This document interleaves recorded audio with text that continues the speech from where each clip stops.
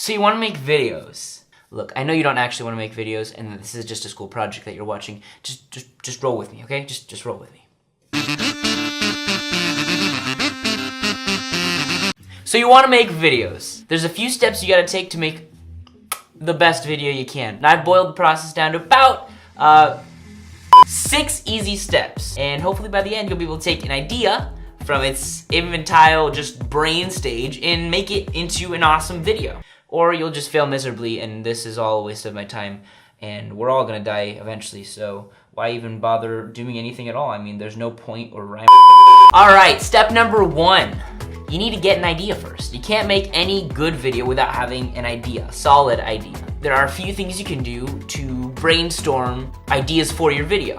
One way to brainstorm is to take some time and just let your mind wander. So take some time, sit on the couch, sit on your bed, go for a jog, do something that will let you just remain in your brain. Remain in your brain, I'm copywriting that, don't take that. I really want to not be in school. School sucks. That idea might snowball into, can you be successful not having gone to college? That's an idea, that's a thing that you could make a video about. And that's just one of the examples of the positives of spending time just letting your mind wander. Something else that helps in the brainstorming process is to write down the things that you are coming up with. So when I come up with ideas, it's usually very rapid fire because my brain is that of a child and it just can't focus. But when you make up these ideas, you can tend to lose them and forget them, or you move on and you're like, I think I had something about a dog, I don't really. So you want to write as many ideas as you can down on a list and just letting your brain fire. When you're coming up with ideas for your video, it's important to think big. Reach for the stars, right? If you want to make a video about a rocket, but you're thinking, I don't really know that much about rockets, so I'll just write about how to cut a paper in half, because I can do that. Don't! I mean, I guess maybe if you want to write about the paper, whatever, but learn about the rocket. It'll take some extra work, but not many people want to learn about cutting a paper in half. Tons of people want to know about rockets, so find a niche, find something that's bigger than yourself so that you can pursue.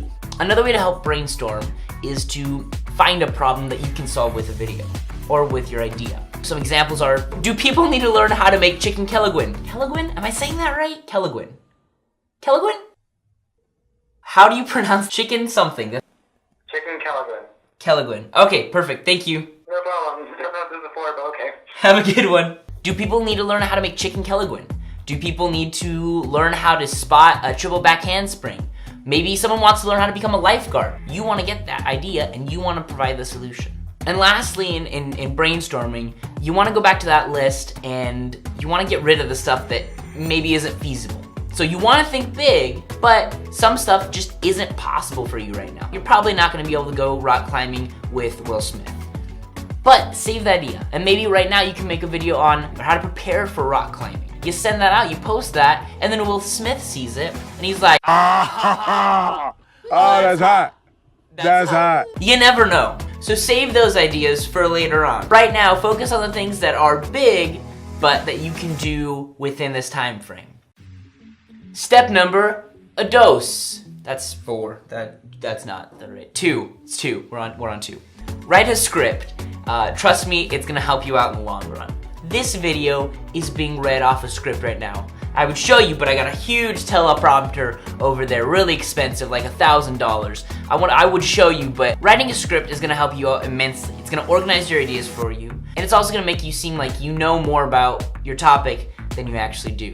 Now you might be thinking, but Jordan, if I write a script, then I'm not being creative, and how dare you take away my creativity? I'm a college student, and it's turning at 10. Okay, it doesn't actually sap your creativity. It helps you to be more creative, because once you write down all the information, you can give it out in any way you want. So writing these ideas down actually helps you to be more creative in your presentation than less. Writing a script is also going to help you eliminate any tangents.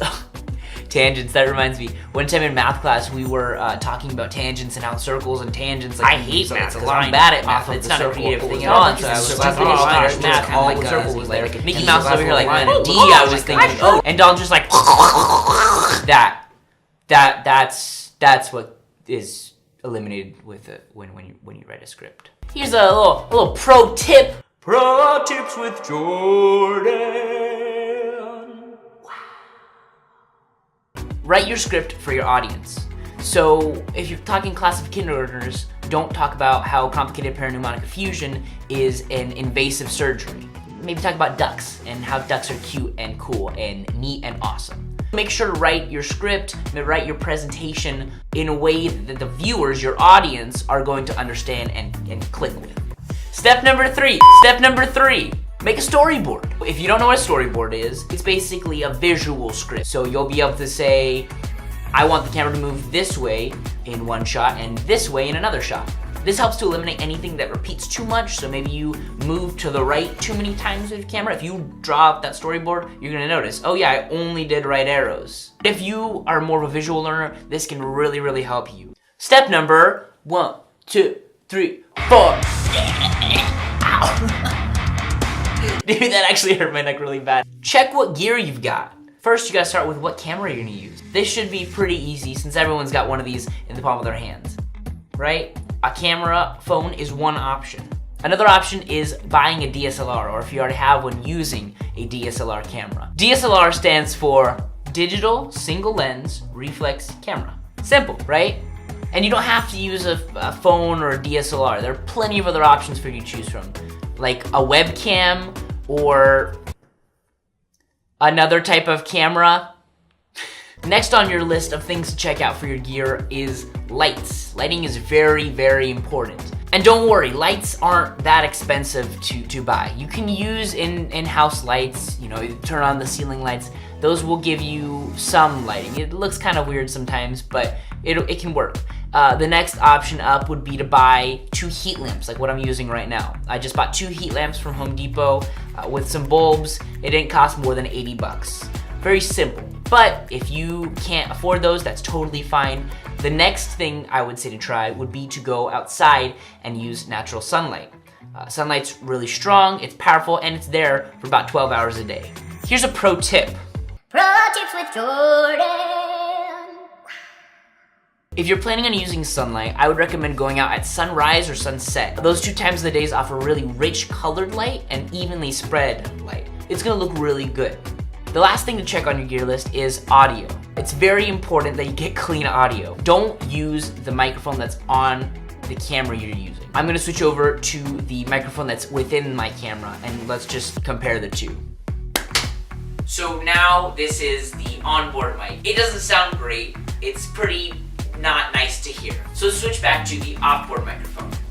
Now I know you're probably thinking, But sir, I'm just a little college boy and a girl, and I can't afford something like that. I eat ramen out of trash cans. What am I supposed to do? Oh my goodness, oh my goodness. it's not that hard to get some offboard mics. Most iPhone earphones come with a little box on there. If you use that microphone, trust me, it's gonna sound 1,000 times better than using your phone's microphone. Tip number 5. Finally, you're ready to shoot your video. Actually, putting the camera in front of yourself is probably the easiest thing in this whole process. You have your script, you have your ideas, you know what you're gonna be doing with the camera. It's gonna be fairly simple and fairly easy now that you have all that done. When filming, try to remember the 2 E's. Enunciate and exaggerate. You wanna make sure that when you're speaking, everything is clear and you're not getting words jumbled and mixed up and slurred together.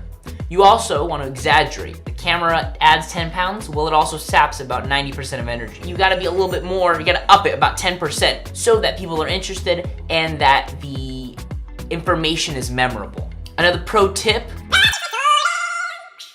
if you're filming with an offboard mic, like you should be, then make sure to clap before each take. That's gonna help you sync up your audio and your video later. Trust me, when I have not done that, it's been a huge pain. Number 6.